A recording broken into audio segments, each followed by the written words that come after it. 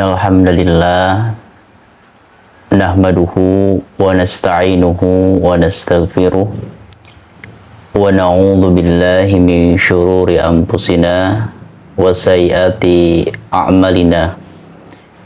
May yahdihillahu fala mudhillalah wa may yudlil fala hadiyalah. Asyhadu an la ilaha illallah wa asyhadu anna Muhammadan abduhu wa rasuluh alladzi la nabiyya ba'da. Allahumma salli wa sallim ala nabiyyina Muhammadin wa ala alihi wa ashabihi wa man tabi'ahum bi ihsanin ila yaumiddin. Rabbi shrahli sadri wa yassirli amri wahlul 'uqdata min lisani yafqahu qawli. Sahabat yang berbahagia, kita masuk di momen-momen terakhir di bulan Ramadan, yang hal ini menunjukkan bahwa Ramadan akan berakhir, Ramadan akan berlalu meninggalkan kita. Hal ini menjadi sebuah sunatullah bahwa segala apa yang berawal pasti ada akhirnya. Oleh karena itu, ketika kita memiliki apapun itu, termasuk waktu senggang untuk beribadah kepada Allah, maka sepatutnya kita memaksimalkan hal tersebut untuk beribadah kepada Allah Subhanahu wa Ta'ala sebelum apa yang ada dalam diri kita, apa yang kita punyai dari apa yang telah Allah titipkan kepada kita, hilang sirna begitu saja. Sahabat yang berbahagia, berkaitan dengan semua hal pasti akan berlalu, semua hal pasti akan menemui akhirnya. Ada sebuah cerita seorang raja yang dimana raja ini adalah sosok pemimpin yang adil.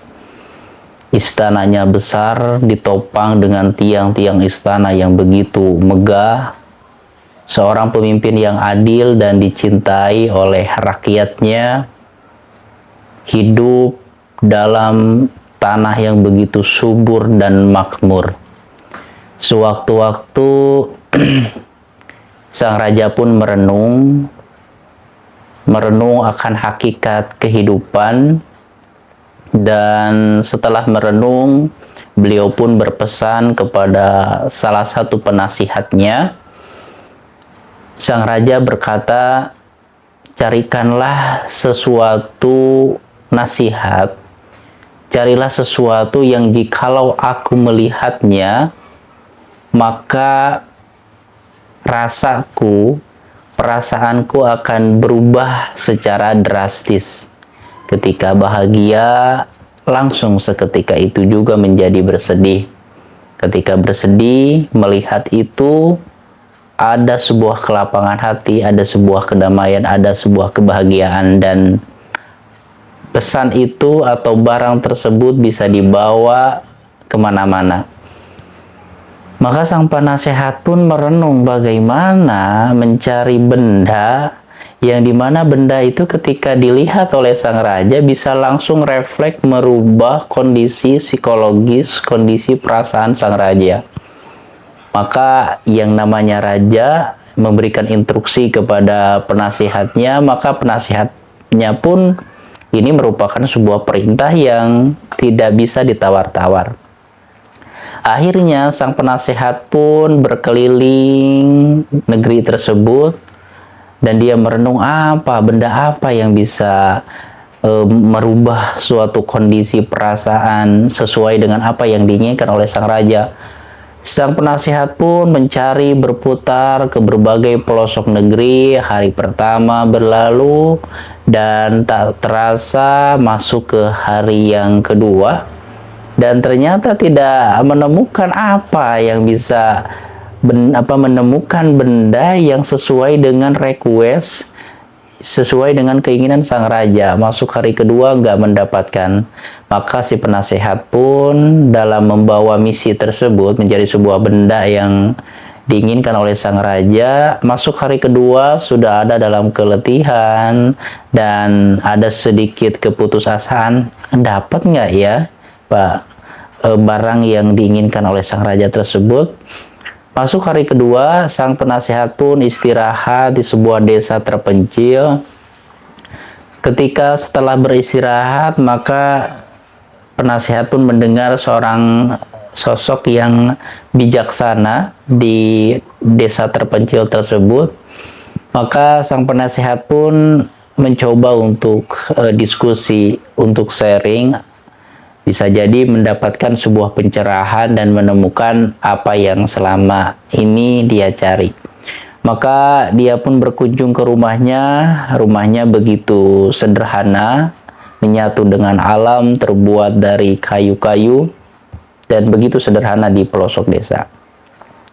Ketika berkunjung ke rumahnya dan bertemulah dengan seorang bijak ini, dan ternyata setelah ngobrol-ngobrol, maka disampaikanlah, diutarakanlah keinginan si penasihat itu bahwa si penasihat ini berkunjung ke ahli bijak ini, seorang bijak tokoh di desa tersebut, bahwa dia lagi mencari suatu benda yang dimana benda itu bisa secara otomatis merubah perasaan sang raja. Oh, ahli bijak pun dia merenung. Oke, itu sebuah permintaan yang sangat mulia. Itu menandakan bahwa raja tersebut adalah seorang yang bijak, yang tidak mau terlena dengan hedonisme, dengan kesenangan belaka, tetapi beliau ingin mendapatkan sebuah hal yang dapat mengontrol rasa senang dan bahagianya agar tidak terlalu berlebihan. Maka gampang, besok kamu datang lagi ke rumahku, akan aku berikan benda yang kau cari. Maka si penasihat pun pamit, dan besoknya si penasihat ini kembali lagi ke rumah ahli bijak ini, dan ahli bijak ini ternyata sudah membungkus benda yang dicari tersebut ya, sesuai dengan apa yang diharapkan oleh sang raja. Dan si ahli bijak pun memberikan sebuah nasihat, kamu jangan membuka bungkusan benda ini, kamu langsung serahkan kepada sang raja. Maka sang penasehat pun mengamini dan diterimalah benda tersebut dan langsung pulang ke istana. Sesampai di istana, ternyata sang raja sedang melakukan sebuah pesta yang besar, dan ketika dia datang, sang raja pun bertanya, apa kedatanganmu ke sini? Untuk apa? Apakah engkau sudah mendapatkan benda yang aku inginkan? Maka sang penasehat pun menjawab, ya, aku sudah mendapatkan benda yang kau inginkan. Maka dikasihlah buntelan atau bungkusan dari benda tersebut, dan langsung dibuka oleh sang raja, dan ternyata isinya adalah cincin yang ketika dilihat langsung berubah seketika. Sang raja yang tadinya lagi berbahagia dalam sebuah pesta yang besar, raut mukanya langsung berubah. Dan ternyata apa yang tertulis dalam cincin tersebut yang membuat kondisi sang raja ketika bahagia langsung berubah menjadi bersedih. Dan ketika sang raja bersedih, bisa langsung berlapang dada. Maka tulisan dalam cincin tersebut adalah, semua ini pasti berlalu. Maka sang raja pun berbahagia mendapatkan benda ini, karena kalimat yang ringkas dalam cincin tersebut menjadikan sebuah kontrol, menjadikan pengingat bagi raja ketika menimpa sebuah kesulitan, masalah besar dalam hidupnya, dalam kepemimpinannya, beliau akan tetap bisa mengendalikan emosinya dan tetap optimis. Semua ini pasti berlalu. Pun ketika ada dalam kebahagiaan, rakyatnya berbahagia dan lain sebagainya, hal itu mengingatkan sang raja bahwa kebahagiaan ini sementara, kebahagiaan ini pasti berlalu. Itulah sebuah kalimat yang tertulis dalam cincin tersebut yang menjadi pedoman hidup sang raja, menjadi prinsip dalam kepemimpinannya. Jadi ada sebuah poin penting untuk kita. Terkadang kita terlalu mendramatisir suatu permasalahan. Masalahnya tidak sebesar apa yang ada dalam pikiran kita. Bisa jadi pikiran atau overthinking itulah yang membuat masalah itu seolah-olah besar. Ketika kita jalani, hadapi, ternyata mampu kita lewati. Ketika kita bahagia, maka jangan terlalu berlebihan, agar ketika kita sedih juga, sedih itu tidak berlebihan. Inilah sebuah konsep tawazun, sebuah konsep keseimbangan, konsep mawas diri dan sadar diri bahwa segala sesuatu di alam dunia ini semuanya pasti berlalu. Maka jikalau kita meninjau firman Allah Subhanahu wa Ta'ala, maka kita pun diingatkan untuk tetap sadar diri, untuk tetap mawas diri, mengatur emosi kita, mengatur kesadaran kita, agar kita hidup dalam kesadaran yang penuh. Kadang kita hidup terlena dengan dunia, terjebak dengan rutinitas. Ketika kita sakit, baru kita tersadar bahwa kematian itu bisa datang kapan saja dan dimanapun. Maka kesadaran itu langsung muncul. Salah satu firman Allah Subhanahu wa Ta'ala yang mengingatkan kita, yang harus menjadi sebuah prinsip kehidupan, dalam surat Ali Imran ayat 185. Kullu nafsin dha'iqatul maut wa innama tuwaffawna ujurakum yawmal qiyamah. Faman zuhziha 'anil nar wa udkhilal jannata faqad faz. Kullu nafsin dha'iqatul maut. Setiap yang berjiwa, setiap yang hidup pasti akan mati. Nah, ini menjadi sebuah nilai yang luhur, bagaimana kehidupan kita akan ada akhirnya.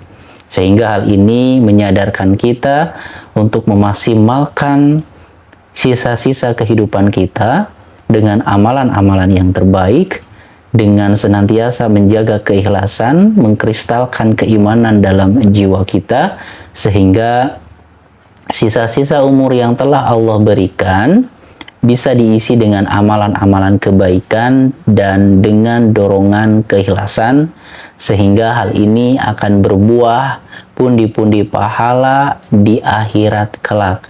Wa innama tuwaffawna ujurakum yaumal qiyamah.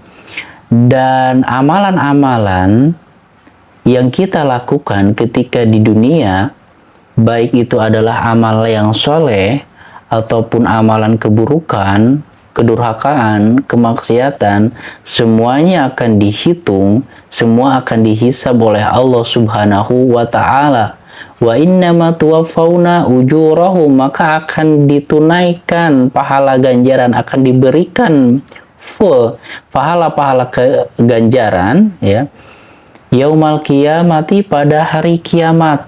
Ini poin yang kedua, bahwa ketika kita hidup di dunia, berada dalam takdir, dilapangkan kehidupan kita, dan kita mensikapi itu dengan rasa syukur kepada Allah dan juga berbagi kepada manusia yang lain, maka ini menjadi sebuah tanda kita termasuk orang-orang yang berhasil di dunia, karena menyikapi nikmat timbang Allah dengan penuh rasa syukur, dengan meningkatkan ibadah, dengan meningkatkan kemanfaatan, dengan meningkatkan kedermawanan, sehingga hal tersebut menjaga diri kita agar hidup dalam track yang benar, tetap taat dan patuh kepada Allah. Karena tidak sedikit orang yang diberikan kelapangan hidup tetapi ternyata jauh dari Allah, jauh dari pelaksanaan pada apa-apa yang telah Allah perintahkan. Bahkan dunia yang Allah bukakan menjadikan dirinya sombong, angkuh, tidak mau bersujud kepada Allah Subhanahu wa Ta'ala, maka ending kehidupannya pasti Allah mengambil itu semua secara paksa. Maka di sanalah baru dia tersadar bahwa selama ini dia sudah menyia-nyiakan hidupnya, sudah menyia-nyiakan nikmat yang telah Allah berikan. Dan bagi manusia yang ditakdirkan hidupnya ada dalam kesempitan hidup, maka pasti di sana ada sebuah hikmah yang besar. Karena jikalau kita bandingkan manusia-manusia yang lulus dalam ujian kehidupannya, banyak mereka yang lulus dalam ujian kesempitan hidup, tetapi banyak sekali mereka yang gagal dalam menyikapi ujian dari kelapangan hidup. Maka mereka yang mensikapi takdir yang sempit dalam hal dunia, dia bersabar atas takdir yang telah Allah berikan, maka ketika dia bersabar, menerima dan ikhlas dari ujian yang telah Allah berikan sampai ajal menjemputnya, maka sungguh kesabarannya akan berbuah pahala kebaikan yang sangat besar. Karena standar dunia bukanlah standar kebahagiaan yang sesungguhnya. Kenapa? Karena orang yang diberikan kesempitan hidup dalam segi dunia tidak dilapangkan, maka sungguh kebijaksanaan dari Allah Subhanahu wa Ta'ala di akhirat kelak hisabnya tidak akan terlalu berat. Kenapa? Karena tidak banyak yang dia miliki. Berbeda dengan hisabnya orang yang diberikan banyak kenikmatan oleh Allah, maka auditnya pun akan panjang dan akan lama. Dan poin yang ketiga yang menyadarkan diri kita akan hakikat keberhasilan yang sesungguhnya di sisi Allah Subhanahu wa Ta'ala adalah pamang zuhziha 'anin nar wa udkhilal jannata faqad faz.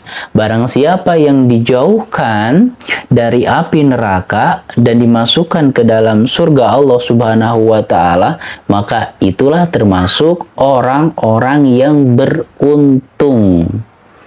Jadi orang-orang yang dijauhkan dari api neraka dimasukkan ke surga Allah Subhanahu wa Ta'ala, itulah hakikatnya orang-orang yang beruntung.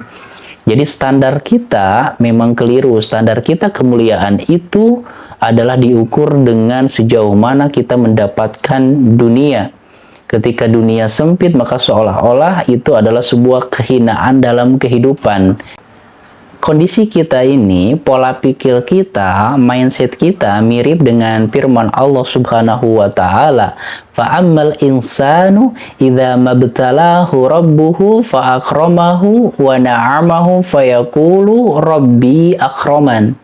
Adapun manusia yang diberikan ujian, lalu Allah memuliakannya, Allah memberikan nikmatnya, wa na'amahu fayaqulu rabbi akraman, dia mengatakan Tuhanku telah memuliakanku. Tandanya adalah diberikan dunia, jabatan, keluasan hidup dan lain sebagainya. Ini pola pikir kita. Dan selanjutnya yang kedua, ini kita banget, wa amal insanu idza mabtalahu rabbuhu faqaddara alaihi rizqahu fayaqulu rabbi ahanan. Dan manusia yang ketika diberikan ujian, disempitkan kehidupannya, disempitkan rizkinya, maka dia berkata rabbi ahanan, Tuhanku telah menghinakanku. Nah, inilah poin yang harus menjadi titik kesadaran kita bahwa keberhasilan yang sesungguhnya adalah keberhasilan bagaimana kita mensikapi hidup kita. Jikalau diberikan ujian kesempitan hidup, jurusnya adalah dengan bersabar. Tentu hal ini tidak semudah kita mengucapkan, tetapi butuh sebuah perjuangan hati yang luar biasa. Dan ketika kita diberikan kelapangan hidup, kita harus bersyukur kepada Allah Subhanahu wa Ta'ala. Maka cara kita menyikapi ujian-ujian di dunia ini akan menjadi penentu poin ini, yaitu dijauhkan dari api neraka dan dimasukkan ke dalam surga Allah Subhanahu wa Ta'ala. Dan poin yang terakhir dari ayat ini adalah wamal hayatud dunya illa mata'ul gurur. Maka sesungguhnya kehidupan dunia itu tidak lain adalah sebuah kesenangan yang memperdaya, kesenangan yang membuat kita lalai untuk membangun visi misi kehidupan keakhiratan kita, lalai untuk mengejar target-target ukhrawi. Kita sibuk dengan mengejar dunia, sibuk bekerja untuk menghasilkan uang, untuk jalan-jalan, untuk kenikmatan-kenikmatan yang lainnya. Tetapi lupa ternyata kita banting tulang dalam ketaatan kepada Allah, kita beribadah kepada Allah tidak semaksimal, tidak secapek ketika kita mengejar dunia. Jadi istilahnya itu, dalam mengejar dunia kita benar-benar all out, benar-benar totalitas, banting tulang dan lain sebagainya. Tetapi ketika dalam urusan ibadah, ternyata sholat kita pun belum benar-benar dari dulu. Kita belum menemukan kekhusyuan yang sangat dalam ibadah-ibadah yang kita lakukan. Maka yang terakhir adalah sebagai pengingat kita, sebagai renungan kita bersama agar kita tidak menyia-nyiakan nikmat yang telah Allah berikan, agar kita mawas diri dan sadar diri, punya kontrol dalam diri kita untuk tetap bisa melihat hakikat kehidupan yang sebenarnya. Jangan sampai kita termasuk golongan orang-orang yang menyesal ketika kesempatan-kesempatan atau nikmat yang telah Allah berikan itu berlalu. Rasulullah Shallallahu Alaihi Wasallam bersabda, "Igtanimu khamsan qabla khamsin." Pergunakanlah 5 perkara, maksimalkanlah ketika kamu mempunyai 5 perkara ini, kenikmatan dalam 5 perkara ini, qabla khamsin, sebelum datang 5 perkara. Yang pertama, syababaka qabla haramika, masa mudamu sebelum datang masa tuamu. Jangan sampai kita yang masih muda menyia-nyiakan waktu muda kita. Ketika kita tua, kita baru menyesal dalam sebuah penyesalan yang tak berujung. Menyesal kenapa di waktu muda tidak membangun diri, tidak membangun kualitas diri, tidak membangun aset diri untuk di usia senja, ataupun tidak membangun hal-hal yang positif, sehingga ketika sudah tua kesadaran itu hadir, tetapi fisik kita sudah tidak mendukung untuk melakukan hal tersebut. Bahkan untuk sholat pun kita sholat dengan perjuangan tertatih-tatih, merasakan sakit ini itu di badan kita, tidak seperti di waktu muda. Dan yang kedua adalah wasihataka qabla sakomika, maksimalkanlah masa sehatmu sebelum masa sakitmu. Dan kita pun baru tersadar juga berharganya sebuah kesehatan, nilai yang sangat mahal dari sebuah kesehatan itu ketika kita sakit. Ternyata Masya Allah, nikmat sehat itu sungguh luar biasa. Selanjutnya, waginaka qabla fakrika, gunakanlah, maksimalkanlah ketika kamu dalam kelapangan hidup, dalam kekayaan, sebelum kamu miskin, kamu berada dalam kesempitan hidup. Kenapa? Karena pasti berbeda ketika kita ada dalam kondisi kaya raya, dalam keluasaan hidup, maka sungguh apapun itu seperti menjadi mudah. Kenapa? Karena kita punya power, itu power kekayaan.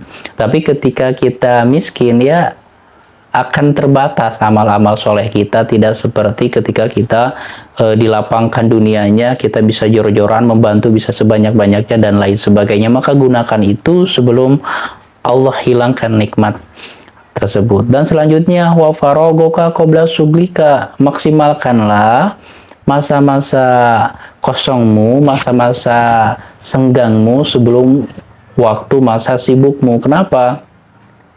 Karena ketika kita menyia-nyiakan waktu kosong kita, kita baru tersadar ketika kita terhimpit dalam waktu yang terbatas, maka di sana kita akan merasakan pentingnya, berharganya waktu yang kosong. Kenapa dulu tidak dimaksimalkan dengan menuntut ilmu, tidak dimaksimalkan dengan amalan-amalan atau dengan kerja yang penuh produktivitas, membangun ini dan itu, dan lain sebagainya. Dan yang terakhir adalah yang tidak lebih berharga lagi dari yang lainnya, yaitu wahayataka qabla mautika.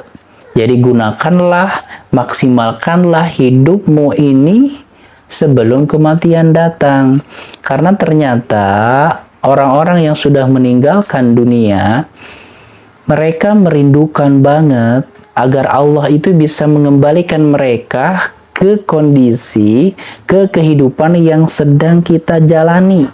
Ternyata hari-hari yang kita jalani, yang mungkin kita isi dengan sebuah ratapan, yang mungkin kita isi dengan keluhan kepada kehidupan dan lain sebagainya, ternyata kesempatan hidup inilah yang orang-orang sudah meninggalkan dunia ini, mereka merindukan banget agar bisa kembali ke kehidupan dunia. Untuk apa?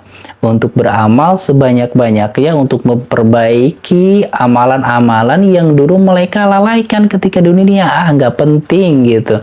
Nah, ini nggak penting dalam kehidupan. Tetapi ternyata ketika mereka pindah alam, barulah menyesal. Ternyata amal-amalan yang dulu mereka sia-siakan, yang mereka sepelekan, ternyata begitu berharga. Inilah sebuah penyesalan yang sangat besar bagi mereka yang sudah meninggalkan dunia ini.